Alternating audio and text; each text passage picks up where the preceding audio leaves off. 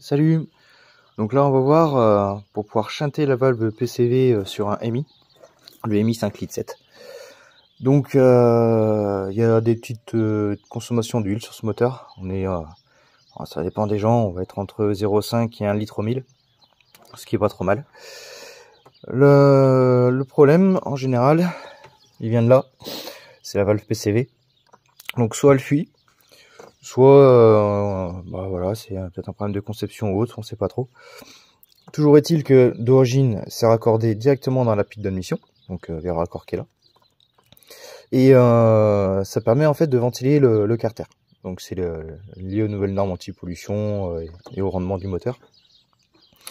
Le petit souci sur ce moteur en V du coup, c'est qu'on a la partie gauche donc qui passe par la ventilation, enfin la partie droite dans le sens du moteur, et de l'autre côté en fait c'est sous la goulotte.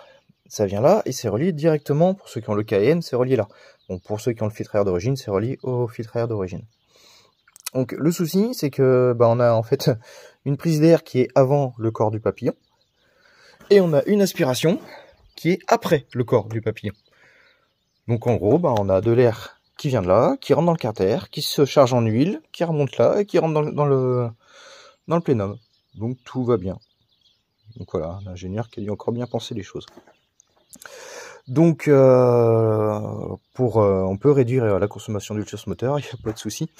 Moi j'ai en plus mis un wall tank pour pouvoir filtrer les vapeurs d'huile.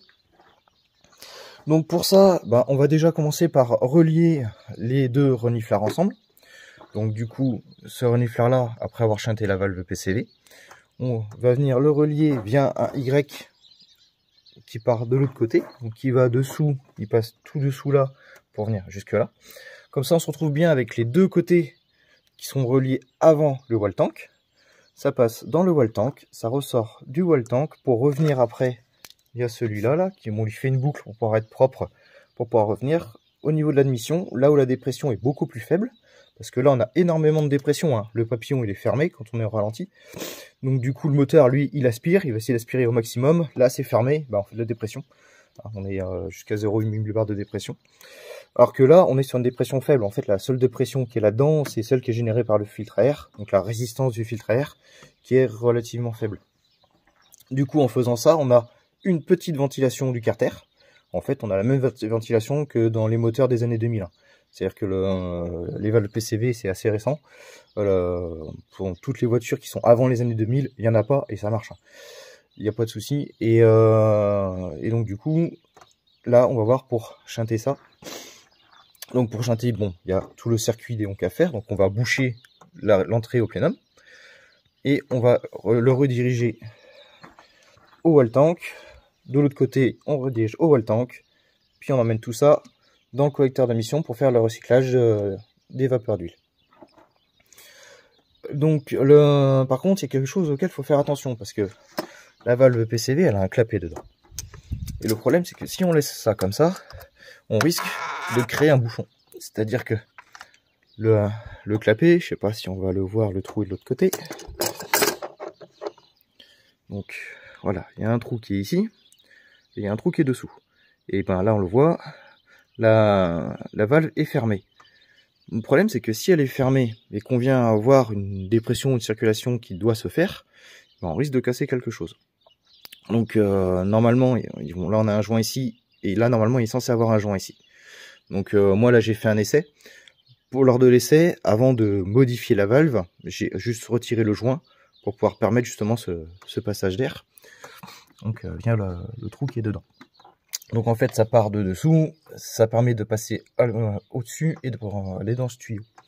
Et le joint du dessus, il sert tout simplement à éviter d'avoir des fuites sur l'extérieur du moteur. Donc ça y est, j'ai modifié la valve. Alors, je sais pas si on va pouvoir le voir. Ça fait la lumière, si on arrive à voir. Voilà, on arrive à voir un peu le trou dedans. Et voilà, donc la valve a été enlevée. Donc là, le passage est complet.